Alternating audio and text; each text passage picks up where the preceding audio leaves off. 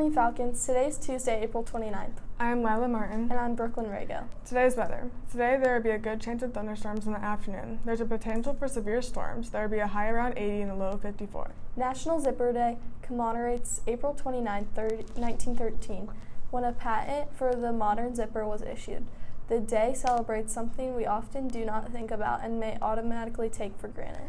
The first attempt at creating the zipper came from the inventor of the sewing machine in 1851.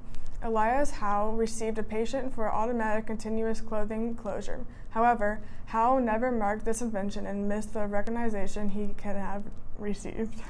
42 years later, Whitcomb Judson began selling the clasp locker. Similar to Elias Howe's patent, this device served as a more complicated hook and eye shoe fastener. By 1923, B.F. Goodrich popularized the word zipper as it applied to use in boots, and pouches and maid. Here are today's announcements.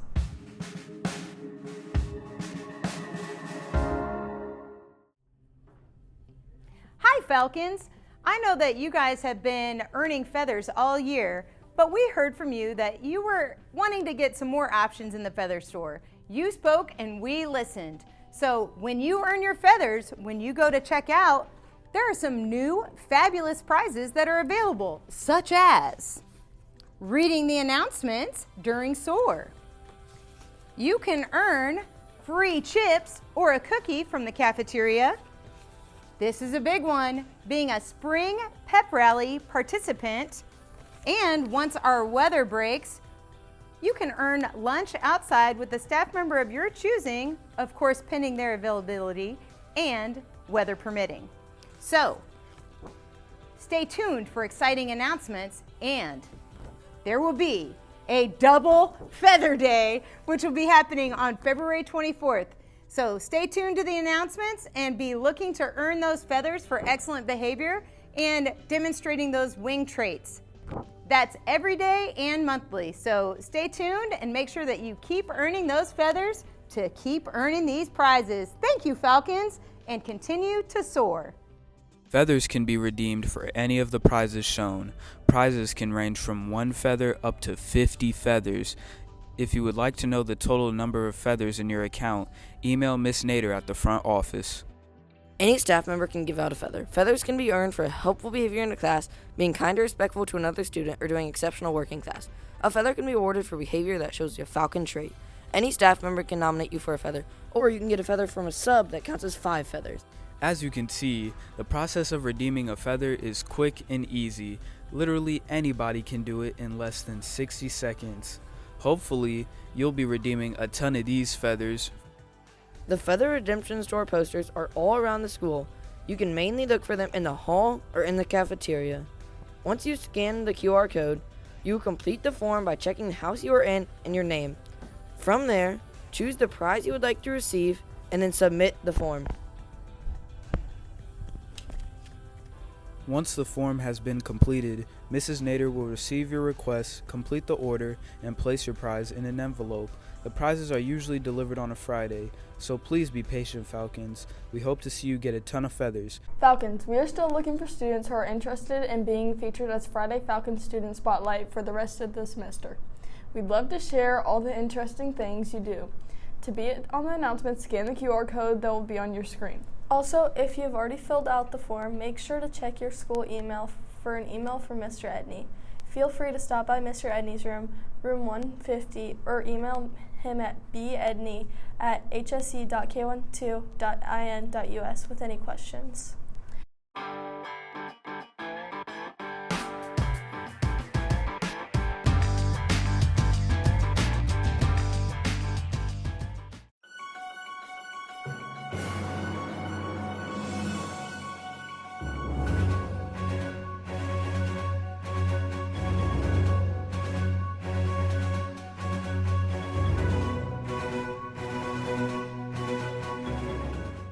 NIL deals in one of the most highly debated topics in college sports.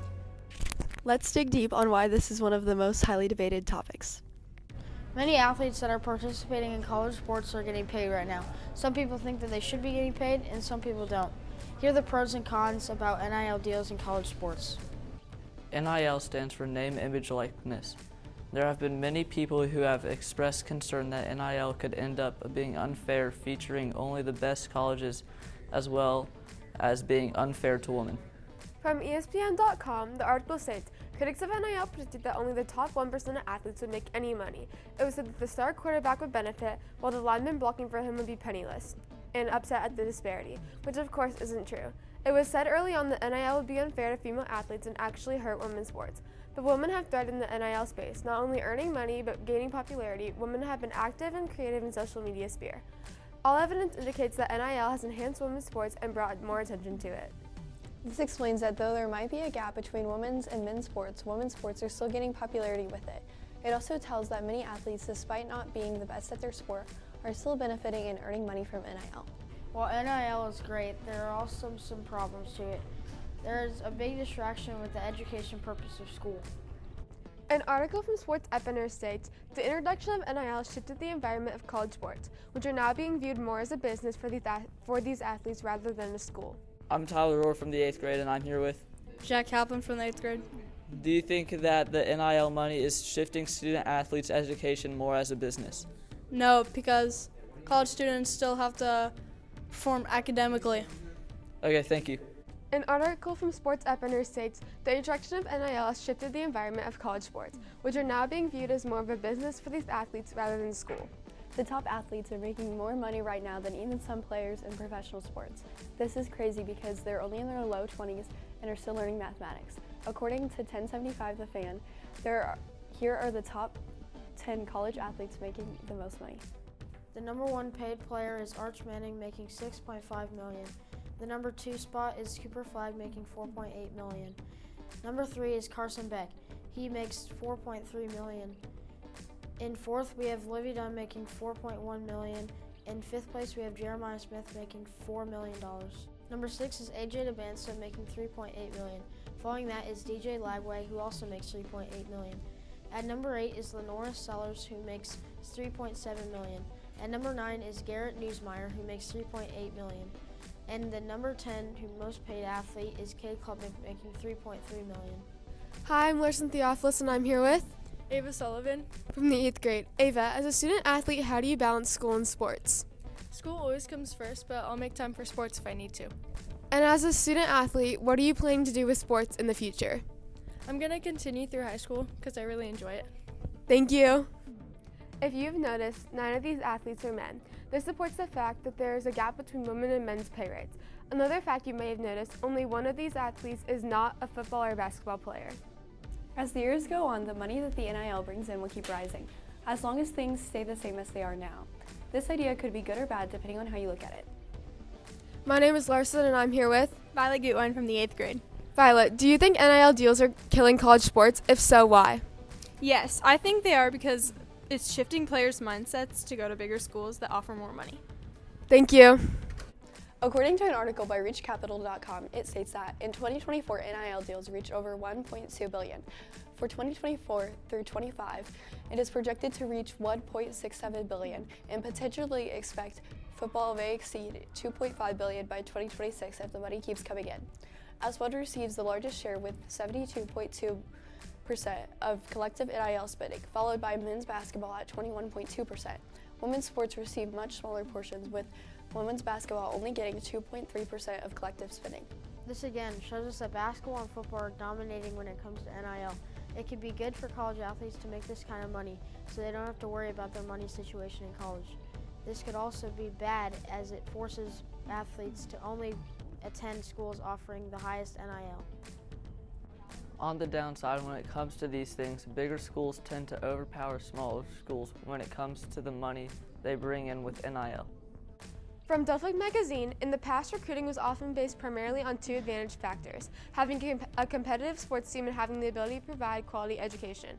Now NIL deals have shifted student athletes' focus to schools' financial opportunities available to those athletes. When you think of college, another thing that comes to mind is sports. They can also cause a big distraction to the education purpose of school. Another big downside is football and basketball are getting all of the attention. As an article from Sports Epiner states, NIL deals, though providing exciting opportunities, risk having distractions for college athletes. Of the top 100 athletes in NIL rankings, 98 are either football or basketball players. Even players who are at the top level of their sport are not making as much money as sports like basketball and football are getting all the attention. Obviously, schools make a lot of money off of sports each year. It could be from advertising, winnings, concessions, or even memorabilia. An article from FIFA Law states that NILs allow student athletes to access a bigger piece off of the $1 billion generated by college sports each year. It is important that schools support their athletes by helping them obtain these deals because they profit so much from their name, image, and may have likeliness. It is also fair that regular people should be able to profit off these things if the opportunity presents itself.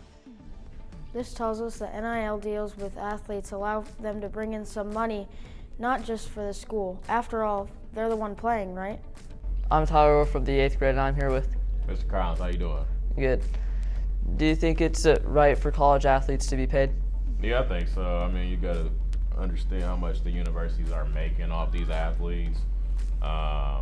Where it was a time where some coaches got fired because, you know, under the table you're paying kids and getting compensated, or you see kids go overseas because they want to get paid, and, you know, you see kids wearing your jersey and you're not getting any money. So I think there should be a balance to it, because I just feel like it's getting oversaturated now, because I think some kids, that's their whole purpose. They want to get paid, but they're not picking the right school for the right reasons. So I think it's some pros and cons, but ultimately I do think athletes should get paid.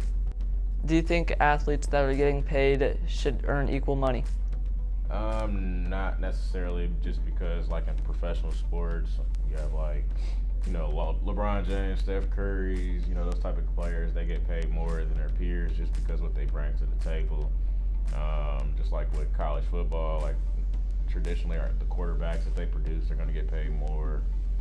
Just because that's similar to NFL and pro sports, and that's kind of what college is going towards, in a sense, where you're paying your athletes. Where some of these athletes are making more than their coaches per year. Like AJ Debonza, he's an incoming, you know, freshman next year. He's a senior.